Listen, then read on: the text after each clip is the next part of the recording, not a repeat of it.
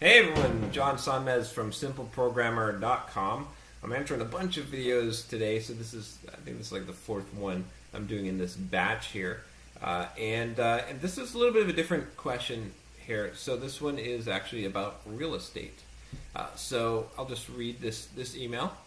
It's from James, and it says, "Hey, I've been a huge fan of your blog for several years, and your advice has really helped me with my dev career."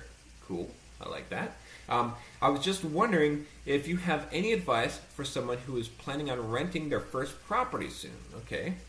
My father and I inherited a house a few years ago, and we are planning on renting it out. Do you manage your properties yourself or use a company to manage it for you? Are there any lessons you've learned from mistakes you've made you can share? Any tips, anything I should absolutely avoid doing? Thanks for all the great advice over the years. So, you're getting into property management. So, if you don't follow my blog or these videos, you probably are unaware of the fact that I'm a real estate investor. I've been investing in real estate since I was about 19 years old. I bought my first house. I never rented. I just bought. It wasn't easy to do at the time. I was basically broke and I just barely had enough money to pay the mortgage, but somehow I managed through that, and then I started investing in real estate, and I own quite a few properties now, probably somewhere like 24 or 26 units of property. Like, some of them are fourplexes and duplexes and whatnot. So that's why James is asking this question, because he obviously knows that I am a real estate investor, and he wants my advice on this. So let me see where to start here. So let's start with, do I manage the properties myself or do I use a company to manage it? Absolutely, I use a company to manage my properties. When I first started out in real estate investment, I tried to manage properties myself. And I'm a pretty big guy, good. But I would pound on the door, like, I'm going to throw you out of this house. Like, give me the rent. And they would just ignore me and, we'll have it tomorrow, next week, and I'd come back next week and, flexing my muscles and trying to intimidate them to pay, and they never paid. People just have different priorities, right? I found renters, it's just crazy how people live, right? My priorities in life are, like money-wise is, first I need shelter, so I spend my money there first. Then comes food, right? And then comes like things like, entertainment and or actually comes utilities, stuff like that. And then at the bottom is like entertainment, like, cigarettes and booze and whatever, movie theater. A lot of people, renters that had rented my properties, I found that their number one was like booze, and number two was cigarettes, and number three was, right? And so all the way down the list at the very bottom was paying the rent. Kind of ridiculous, but hey, that's something you learn. So what I found from that was that a property management company made things a lot easier. In fact, looking at it in retrospective, it's really the power of agency, right? If I could have gotten better results getting the rent if I would have in a business suit, right, or in more business clothes, knocked on the door, said that I worked for the owner of the property and that he was a harsh man, and he expected the rent. When would you have the rent? And I acted like I was on the side of the tenant. I wasn't the owner, but I worked for the owner. Then I could negotiate on his part, and I could say, yeah, I'm pretty sure he's going to throw you out. He's got a court order. He's not a very very friendly guy. He's not very, whatever. I could use that kind of guise and have the power of agency. Now, obviously, I've got the power of agency through a management company. When they go and they knock on the door and say, "Hey, the rent's due," they're like, "Hey, we represent the owner. We'll just throw you out." And there's no. They're a neutral party. They're working for me, but they represent me. They someone can't directly manipulate or trick them because there's a gap in between there. They have to talk to me, and I'll say, no, get the rent. Don't take any of their excuses. Throw them out or get the rent, right? So definitely get a property management company. It's the best money I spend every month. Fees are somewhere around 6 to 10%. I don't care.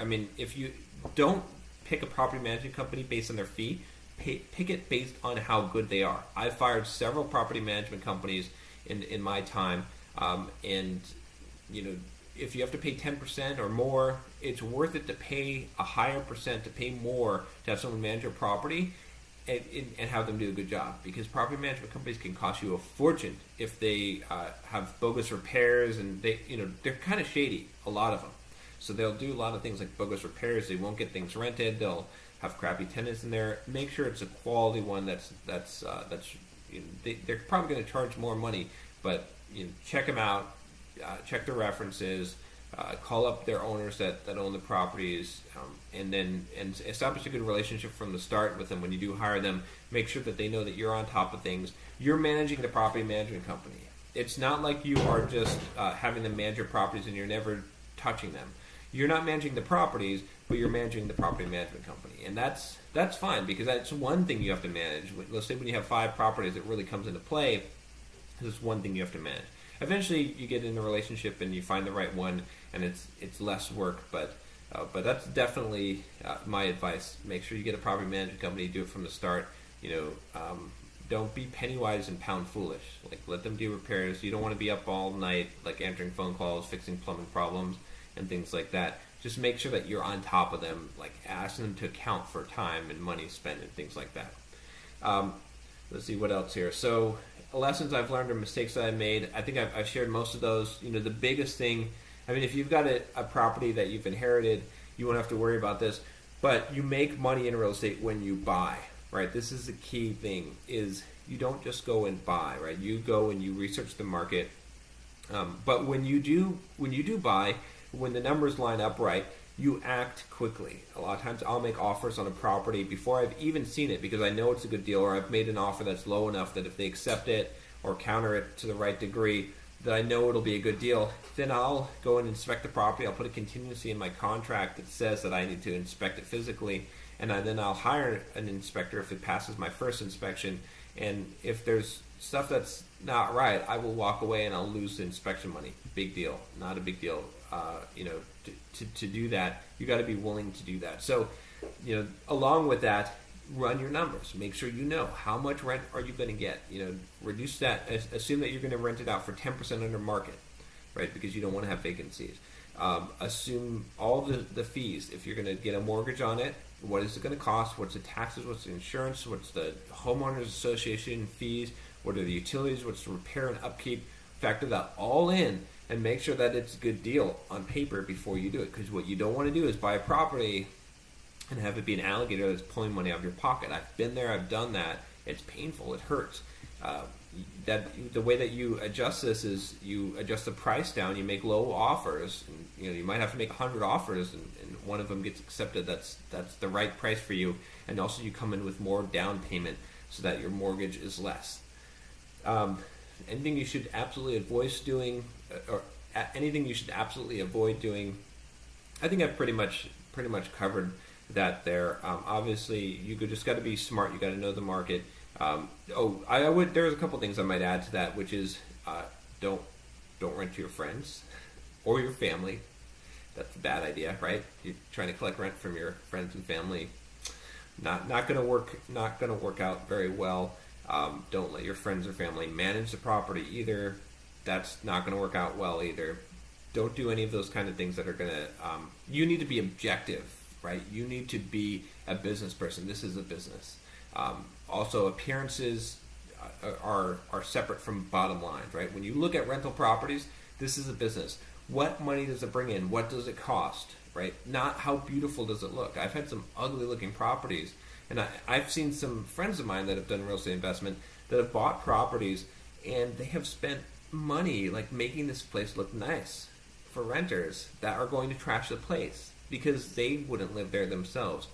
You can't think that way with real estate investment. This is a business decision. You got to think like a business person. You got to think about your investment, right? And it comes down to the bottom line. How much money does this property cost me, and how much does it bring in?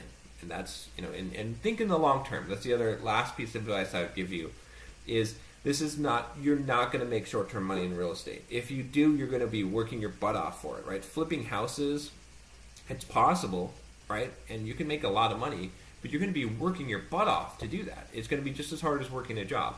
You're not using the power of, you're not investing at that point. Real estate investing is a long-term thing by definition. So you're looking at a minimum of 10 years, 20 years to see your returns. That's where you should be thinking. When you're buying real estate, when you're focusing on this, focus on the 10 to 20 year from now period at the least, maybe even further out, maybe 30 years for a full 30-year mortgage to pay off. But do not focus on the short term or you will get burned. I promise you will get burned. I know so many people that I've given real estate advice to, I've gotten them into real estate investment, and they have not listened to the biggest piece of advice I've told them, which is this is a long-term investment, and they have burned themselves trying to make a quick buck. There's no such thing as a quick buck. It's not possible.